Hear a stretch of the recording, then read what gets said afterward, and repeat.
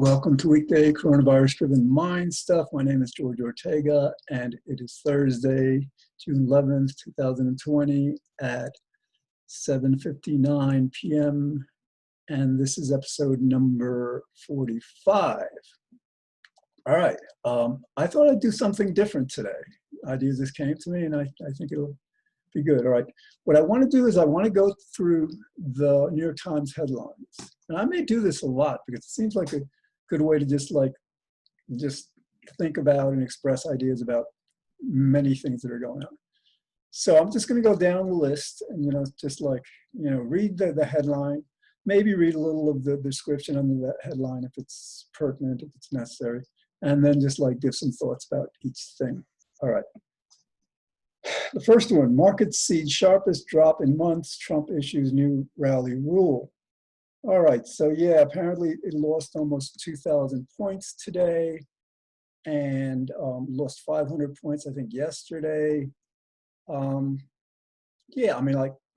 Basically, I couldn't understand the market going from, I think it was around 20, to about, I think, 27 before this, collapsed, 27,000.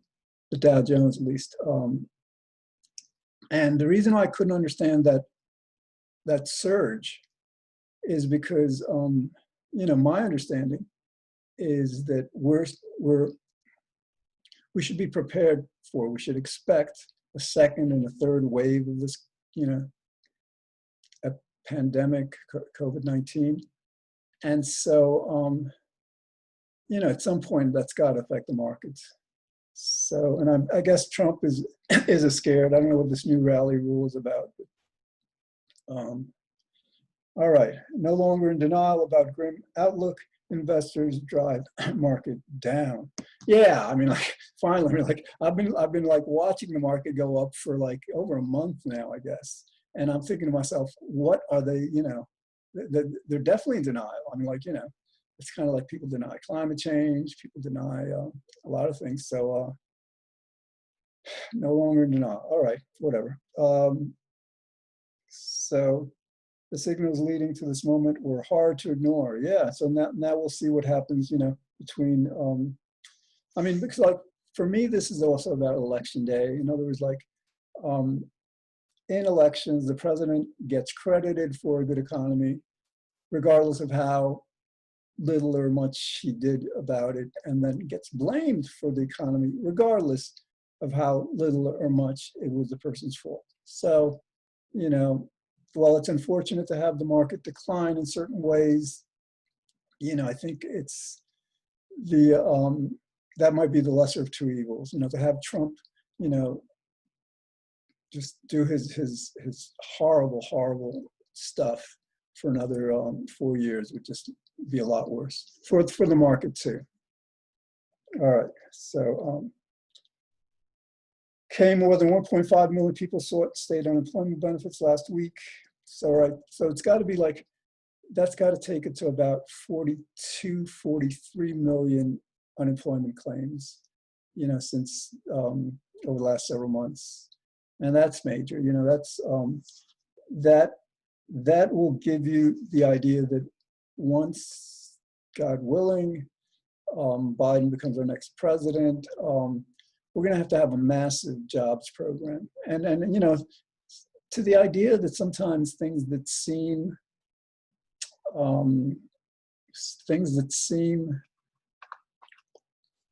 unfortunate turn out to be a blessing in disguise. As bad as this COVID-19 pandemic is, climate change, if we're going to look at the next 20, 30, 40 years, is a lot more threatening to a lot more people. So the idea is, to the extent that that we get, to the extent that we create new jobs, there's going to be about 10% at least unemployment by the end of this year. I think it's at about 14% now. I got to check that. And that's major. That's depression level Great Depression era levels. So yeah, so a lot of these new jobs can be about renewable energies, wind power, solar power, so we can hopefully dig ourselves out of this climate, crisis we have. Okay. Top military official apologizes for role in Trump photo op. Well, that's good. I mean, like, yeah, you wonder why. I mean, like, it's interesting. This guy, he can't be that dumb, in other words, like, he must have understood how inappropriate that was before now, I mean, he could have, like, he must have had that foresight. So, I'm guessing that he was just like, he wanted to keep his job. He was afraid that if he would say no to Trump, for this photo op, that Trump would request his resignation. So, yeah, but at least it's good that, he comes out, because maybe that's a trend. Maybe people are becoming less afraid of him. Maybe he didn't see, how inappropriate it was. All right. Defying Trump. So everything's about, a lot of stuff is about Trump right now. But usually it's about other things. All right.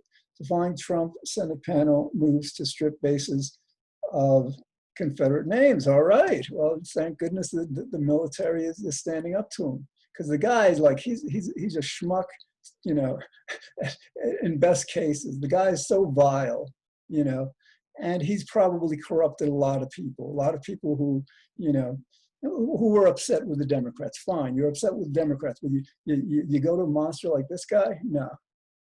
All right. So yeah, and related to that story, a slap in the face, black veterans on bases named for Confederates. Yeah, I mean, how do you like name military bases for people who were like, fighting to keep slavery? That's you got to wonder why it took this long. Okay, now this is under the subheading. This is fun. I think I'm gonna like. I may actually change the title of the shows to like, a weekday following the headlines or something like that. Because this, I mean, like, well, it won't allow me to just like go off on anything, because that's kind of fun too. Or play my bass guitar when I tried them the other day, yesterday actually, but like the sound wasn't coming through at all. I got to figure out the sound. All right. Anyway, so, all right. Video shows Chicago officers lounging during looting. All right. Well, I've got to like, I'm not going to read the article, but like, there's a bit of skepticism to this, in other words, like, where were their lounge shows police officers relaxing while stores are being vandalized. I don't know, maybe they have a desk job where they have to like be there and they can't be outside. So like, I'm not sure I buy into that. All right. Is Antifa investigating unrest? Arrest records cast out on Trump claims. Antifa is apparently a name for people who are against fascism. I mean, like Trump is a fascist. They're against Trump.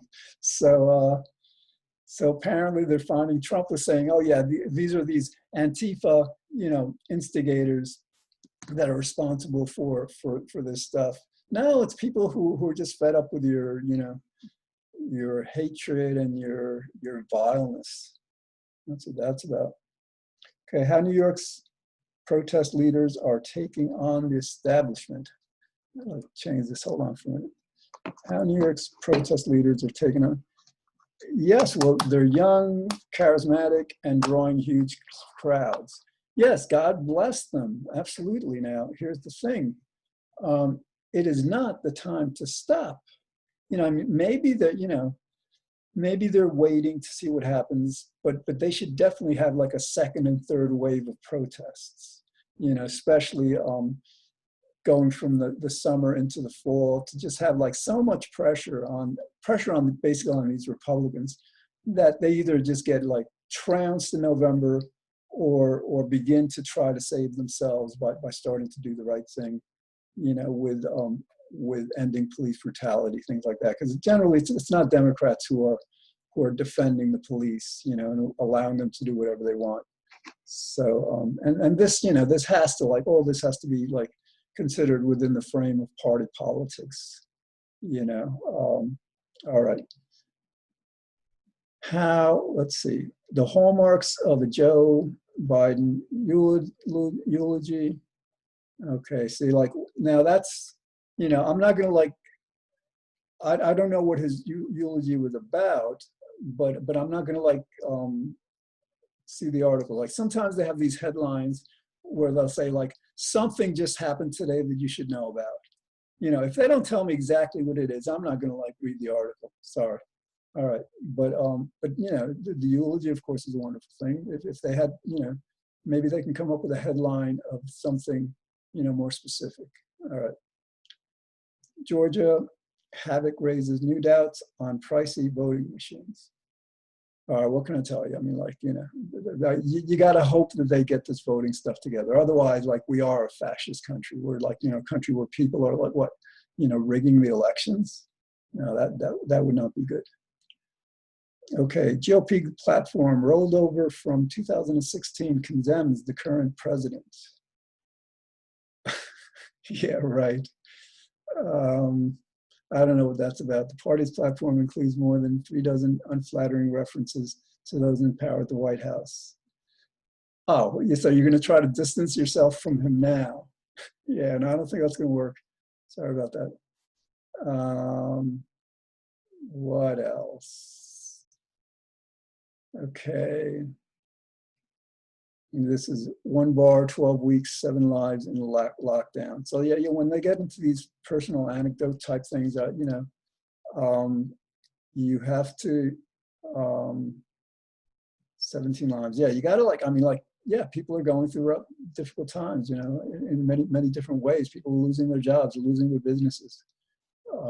So this is like telling us something I think most of us, like, are aware of, you know, pretty much understand.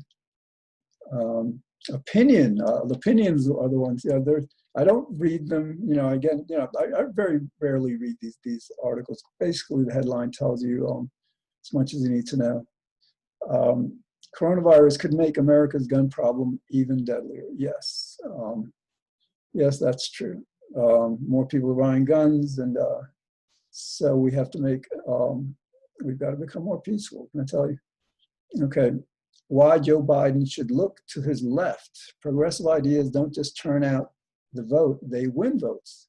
This is by Sean McElwee. Well, I hope you're right, Sean. I mean, like, yeah, I think that the further Trump moves to the left, the bigger will be his margin of victory, and the better we'll be able to address this COVID-19 thing, the economy, climate change across the board. I mean, like, again, why are we here? Because of the right. You know, the right doesn't respect science, doesn't respect medicine, doesn't respect the rights of people. They're too busy protecting the rights of the rich, you know. So to the extent this country moves far to the left on most, not all issues, that benefits everyone. Okay. The people, and I'm not going to give names, or if you know, it's an interesting one. The people who undermine progressive prosecutors. I'm not sure. I don't know much about progressive prosecutors. I can't say anything about that. Or why does Trump lie? Because he's a schmuck. He's a jerk. He's a really vile person who's got no moral compass. You know, he's a psychopath. He really is. That's why he lies. He doesn't care. It's simple. I mean, like, you don't have to read this article, this, you know, opinion to know that. All right, J.L. Collins, Trump trembles, mitts on the move. Yeah, is he getting afraid? Who knows? You know, they've said that before. Okay, now, Jimmy Fallon is sorry, but what is, all right, parent, that's, with this stuff, like, you know, when it's just like about some, like, talk show host, you know, apparently he was, like, caught in blackface or something like that. Yes, it's vile. I mean, like, he's, you know, maybe they'll remove him, fine. But I try to, like, just focus my attention on stuff that's relevant to everyone, you know. I mean, this is relevant. Yeah, I hope he gets fired for that. That'd be nice. But there are more important things happening. A law in Japan limited video game time. This boy is fighting back. See, I mean, my problem with video games is they're so violent. My problem with television, with movies, are like so many of them are so violent. I mean, like this country, I don't know, I can't speak for the rest of the world. I don't know what their media is like, but this country is really deranged, with this love of violence. And if you want to talk about like moral, spiritual, religious reasons for this COVID-19, that might be one of them. We're so steeped in, we love violence. I hate it. I mean, like some of us hate it. I don't watch TV. I haven't watched TV in years because of the violence. It's not just like violence in people killing each other, whether it's fiction or whatever. It's the violence of people, how people treat each other, even on these comedies and also. It's just not good. And so like video games, like, I don't know. The high school student saying families should decide how many hours to spend online is helping for rare victims. Yeah, that's interesting. Like in Japan, I mean, like a law in Japan is going to limit, this is just getting to me. A law in Japan is going to limit how much time a kid spends playing video games? That seems a little fascist. Give me a break. I mean, that should be up to the parents. Okay, masks, no kissing, and a little kinky dating and sex in the pandemic. Well, there's probably not much dating and sex going on. What can I tell you? Okay. All right, suspect who ambushes. Now, you want to know? We're getting into like the minor news, so I'm like switching over to the Washington Post. So like, when they start, like when they get into sports entertainment, that's when I stop scanning the headlines. Not that they're not important to certain people, but I kind of like to, why is this not, come on. All right. Hope you guys are having a good day, had a good day. All right, Washington Post. I subscribe to both of these, like, I think they both cost me, I think $1 a week, I think, for each. All right, digital version. I don't read the papers. All right. So, and actually, a lot of the stuff is going to be repetitive, and I'll just skip over the stuff that is. So, battle over Confederate statues resumes in America's enduring Civil War. Yeah, they should remove all those Confederate statues. Thank goodness. That's what more needs to be said about that. Okay. Minnesota governor backs sweeping police overhaul. Excellent. That should happen in every state, every municipality. Just the police need more guidance, more regulations, what they can and can't do. And that's just, it's not about just reforming the police departments. It's about reforming society. So many people aren't driven to become criminals, to resort to crime. And that's about poverty. That's about greed and selfishness at the top. A lot of people are like, just have privileged lives.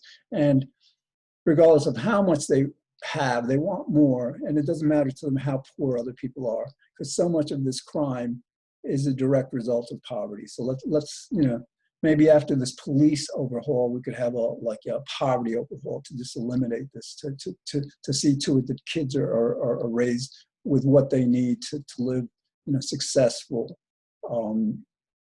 law-abiding lives. Okay. Trump praises law enforcement response in Minnesota. My respect for the police. I have a respect for police officers in general because they do a very difficult job, but their union, no. Their union is like, they're supposed to be, police are supposed to be defending the public welfare, okay? Their unions, they're just like about police jobs, and anything that's going to, reflect badly on them, they'll oppose. I mean, they need to change their ways. Okay, top general regrets going to Lafayette. We talked about that. All right, Trump threatens to take back, quote unquote, Seattle as protesters set up, quote unquote, autonomous zone.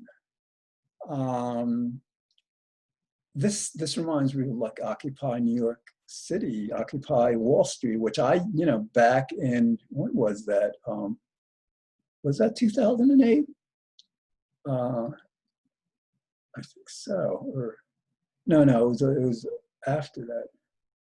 I don't know, but I went down to Zuccotti Park in Manhattan about a half dozen times. Had that a sign, let's end global poverty, stuff like that. All right, whatever. So yeah, it'll be interesting if they set up these. I'm not sure I'd recommend it or suggest it, because that is, that would be kind of against social distancing. Actually, I want to just raise one point now, and I should have raised it before. They talk about blaming the protesters for any spike in COVID-19 that happens. That's bizarre, and I'll tell you what's bizarre. I looked into the weekday ridership each day in the New York City subway system. 5 million people. Okay, so now to say there were 5 million protesters throughout all of those demonstrations in the United States would be, a very, very exaggerated guess. In other words, the figure is probably closer to 1 million, I'm guessing. But again, 5 million subway riders, much, much closer together, packed in like sardines in subways every day. So in other words, no, if we have spikes in at least the New York City cases, it's because people are taking the subways. Not just that, people are in restaurants now. This opening of the economy comes with its risks. Forget the subway system. Let's say compare the protesters to people who went back to work and now are interacting with others. Barbers, I don't know, there's probably not a million barbers, I would guess, but just put all those people together, the people who went back to work, they probably outnumber the protesters by 100 to 1. So again, this idea that the protesters would be responsible for any spikes is beyond absurd. Okay. Company stands to profit on flip of taxpayer-funded coronavirus drug. Okay, we have a corrupt, pharmaceutical system. What can I tell you? Scientists look into whether vaccines for tuberculosis, polio, help ward off COVID-19. All right, let me know when they do. Sometimes they will talk about possibilities, but a lot of times they're so off, it's not worth it to.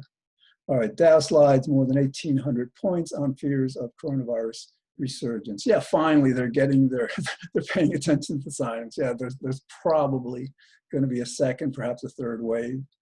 So yeah, reality finally hit them. And because these people who the bulls in the market, a lot of them, they don't, they care about money. They don't care about, the companies. They don't care about the people. A lot of them, they're always voting Republican. Well, actually, Wall Street tends to sometimes vote Democrat because Democrats aren't all that good either. Yeah, I'll tell you. All right. Trump's Tulsa rally sign-up page includes coronavirus liability disclaimer. The guy is such a moron. I mean, he's going to hold rallies without any social distancing. And from what I read, he's not going to require people wear masks. I mean, you almost say if people are that dumb, that full of this Trump hatred to go to those events, well, they kind of deserve it, what they're in for. I mean, I don't like to think that because I don't attribute free will to anyone. So they're kind of like victims. You got to feel bad for them, really. Yeah. All right, 3 more minutes. This has been kind of nice. I've enjoyed doing this because it gives me a lot more to say, and I don't have to search out my mind for this stuff. It's right here. Okay. Georgia continues easing guidelines in spite of spike in confirmed cases. They're just not too very bright at all. You know, these southern states, Republican-led states, you know, it's unfortunate. All right, so. Okay, these people have been sick with coronavirus for more than 60 days. Doctors aren't sure why. Yeah, I don't know. That's unfortunate. Okay. Now, opinions. All right, 2 minutes of it. So we're almost done. It's a good episode. All right, purging police of bad cops will require doing something Democrats have long opposed.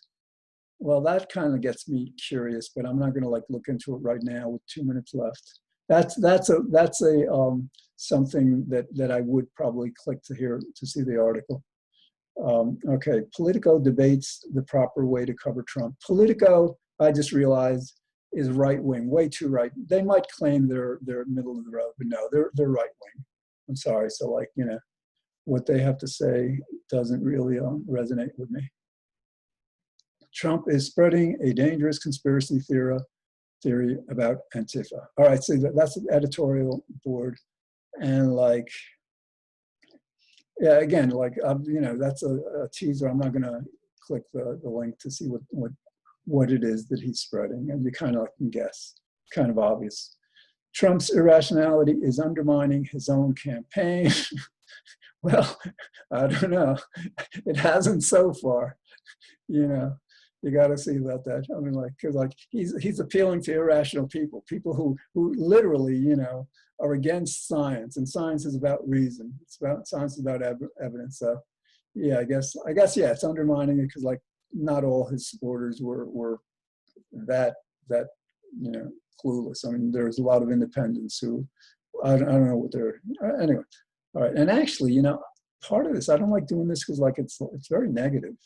So yeah, I may not do this all the time. All right, we're like 53 seconds left. I'm going to put this away because it is kind of negative, you know. So anyway, I hope you enjoyed this. Watch it Monday through Friday at 5 p.m. on White Plains Community Media Channel 76 with Optimum and 45 with Verizon. And you can catch the episodes on the internet, and eventually, hopefully soon, you know, I'll get around to like uploading a lot of these episodes. I think I'm about 2-3 weeks behind in uploading them to YouTube, but I'll get to it. All right, well, what else? I've got like, I'm opening up my Zoom room at 9 o'clock, party, and that should be good. All right, take care, and I will see you tomorrow. No, next week, Monday.